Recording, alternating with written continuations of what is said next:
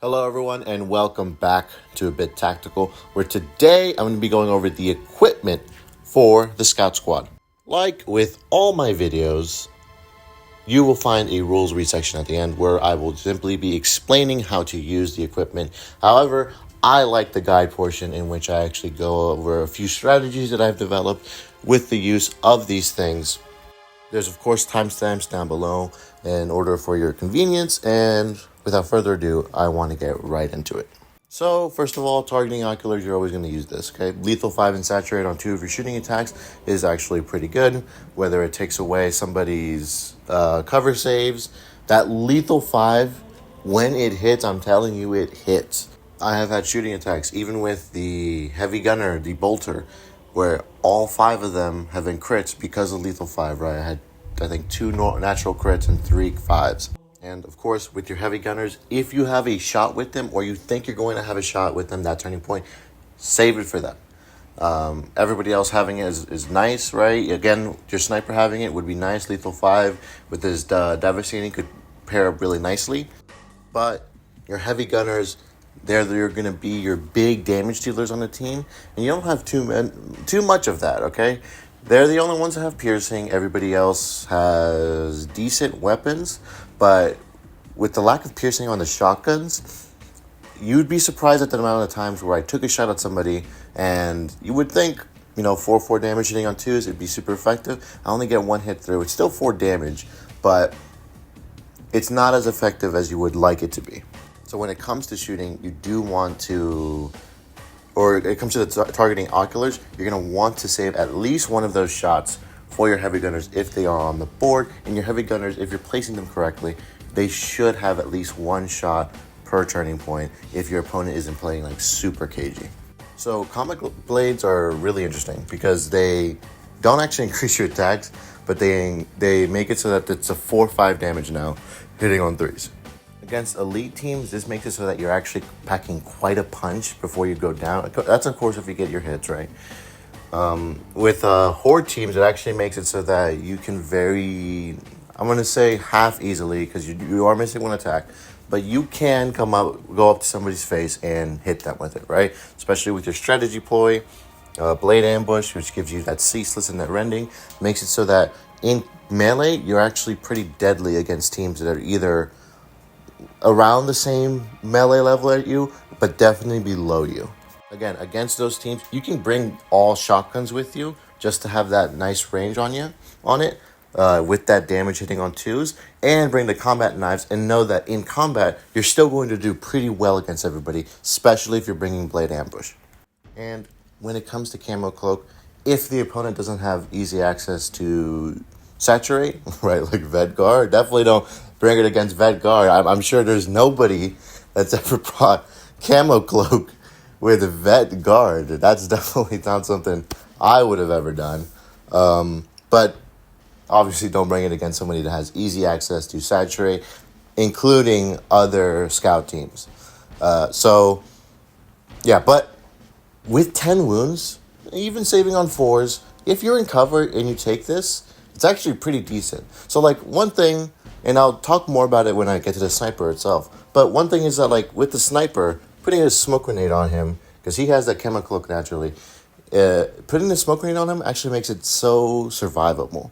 And that's the same now for the rest of your team, right? And when you have that easy access to smoke and to stuns with your warriors, putting down a smoke grenade, after you've taken a shot with somebody, right? You take a shot with your, or do that cool pairing up, right? You have your tracker. He does the thing so that they ignore obscuring. You put a smoke grenade down in a place that you know someone's going to go to take a shot. You put them in that spot, and you make sure that your target is somebody that's within that 8-inch bubble. You can now shoot from smoke with while ignoring obscuring. So it doesn't matter that you're in the smoke. You're not shooting from the safety of there. You're in cover. You can actually basically disregard even your opponent's most effective dice roll, right? Again, with obscuring, they lose 1, right? A hit, not just a roll. They lose a hit. 2 of them are going to go away from the cover save. You get 1 more to save. Even if they get full hits, right? None of them are going to be crits. They'll only be able to get at most 1 damage through, and you could block that damage, potentially. I've had so many times where I've done this, and I don't take any damage from things that I probably should take damage. And then, of course, Heavy Weapon Bipod. What can I say about this? This is good when it's good, and when it's not, it's like, oh, why did I bring this, right? It's one of those things where you really have to be sure you're going to get good shots with your heavy gunner without having moved them. And this is absolutely possible. I had multiple games where my heavy gunners did not move outside of their spawn range because it just had an easy access to the objectives I was looking at. So if that's the case, of course, take this, right? Why wouldn't you take this? But if you know it's going to be a mobile game, number one, you might consider not even taking heavy gunners. In that case, of course, you're not going to bring this. But even if you do bring a heavy gunner, you know they're going to move. Having this is just going to be a waste of an equipment piece, and it might be better served using something else. This is one of those times where you really have to look at the game. You have to look at your game plan. You have to say, am I going to move with my heavy gunner? Am I even bringing heavy gunners? Based on that decision is when you bring this or not. This is one of those things where it truly is optional because you have easy access to Ceaseless. And Relentless is good, don't get me wrong, it's great. But with hitting on threes, if you whiff your roll, you're going to be re-rolling 2 dice, maybe even 3, depending on who you're shooting with. So it's already pretty good, and you can use another... you can use 1 extra CP if you really need to get that Relentless, right? And it's just with the heavy gunners, right? So it's one of those things that truly is optional. A lot of these other things, like targeting oculars, is not optional to me, right? Camo Cloak with against teams that don't have Saturate, not optional to me because it just gives you that survivability. Combat Blades even, right? Combat Blades allow you, if somebody charges you, to do more damage on the way down. Especially with 10 health, you can survive in combat. You can punch back and forth. Imagine doing 8 damage even to an elite model as you go down, or potentially 10 damage as you go down. It's going to be really good. It's going to allow you to trade really well. And against horde teams, they might not want to even fight you, considering that you would kill them in 2 shots. So just something to consider with those. But that makes it almost not optional. But the heavy weapon bipod, it's such a circumstantial thing, right? Like maybe you're going to get a good use out of it. And like I said, I've gotten good use out of it. Just make sure that your placement is going to be correct. One thing about these is these are very simple. Don't overthink these. I tried overthinking these. You can't. So don't even try, okay? There's no wackiness here. The only thing is with the camo cloak and pairing it up with a smoke grenade. That's one thing. But in general, these are straightforward and these are just good, right? Use the 3 that you're always going to use: targeting oculars, camo cloak, and combat blades. Those are the ones that you're going to take 90% of the time. And just one thing I do want to mention, I guess, is it's not a faction equipment. It is the mine, the normal mine, right? However, if you set up your booby trap and then the mine pretty close to each other, you can effectively cut off an entire part of the map. Again, when you set these things, 9 times out of 10, they're just deterrents, and your opponent isn't going to go through them. And that's what I did one match, and it actually worked surprisingly well. It was when I had an extra piece of equipment. I had nothing else to do. I had set my booby trap on kind of the edge of the map. So setting the mine kind of next to it, it still has to be 2 inches away. But making it so basically no matter what, no base, not even a vet guard base could get through is not hard to do. And once I did that, that entire part of the map was cut off. My opponent didn't even go through it. He actually moved models from his side of the board, from that side of the board, over a little bit to the center and to the other side, simply because he didn't want to go through that. Anyways, that's it for the guide portion of this. Really straightforward stuff, guys. But don't forget, I still like you better, okay? I just love talking about playing Kill Team instead of the rules of it. We don't like rules.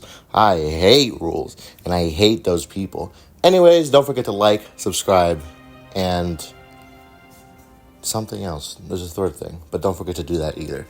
And I'll see you guys next time. Alright, let's start the rules read with targeting oculars up to twice per turning point. When a friendly Scout Squad operative is performing the shoot action and you're selecting a valid target, you can use this rule. If you do, until the end of that action, that friendly operative's ranged weapons have the lethal 5 and saturate weapon rules. This is exactly as it sounds. There are no caveats. The only thing is you cannot do it after you have rolled dice. If you have rolled dice and you thought to yourself, oh, I was going to use it, ask your opponent, say, hey, I was going to, but these are the rules. What do you... I let them decide what you do there, because it is a mistake on your part, and that's just how it is, okay? You have to do it before you roll dice. Then we move on to Camo Cloak. Whenever an operative is shooting a friendly Scout Squad operative, excluding the sniper, if you retain any cover save, you can retain one additional cover save. This isn't cumulative with improved cover saves from vantage terrain. Again, just as it sounds, the reason that the sniper doesn't get it is because he already has an even better version of this. He has the improved cover save. And then we have combat blades. Friendly Scout Squad operatives have the following melee weapon. Note that some operatives already have this weapon, but with better stats. In that instance, use the better version. And all it does is it changes your damage from 3 to 4, from 4 to 5. So it's still 3 attacks, hitting on 3 is 4 or 5. Then we have heavy weapon bipod. Whenever a friendly Scout Squad heavy gunner operative is shooting with a heavy bolter or a missile launcher, if it hasn't moved during that activation, or if it's a counteraction, that weapon has the ceaseless weapon rule. If the weapon already has that weapon rule, it has the relentless weapon rule. Note that operative isn't restricting from moving after shooting. Alright, so the reason that it says that part about it just being those weapons is because your heavy gunner does have access to a bolt pistol, or potentially could shoot a crack grenade if they wanted to, crack or frag, from your equipment. And in those cases, those weapons would not get this at all. Alright everyone, that's it for this video. Rules read people, do not ever forget, reading is my life passion. I read 6 books every week. Not a lie at all.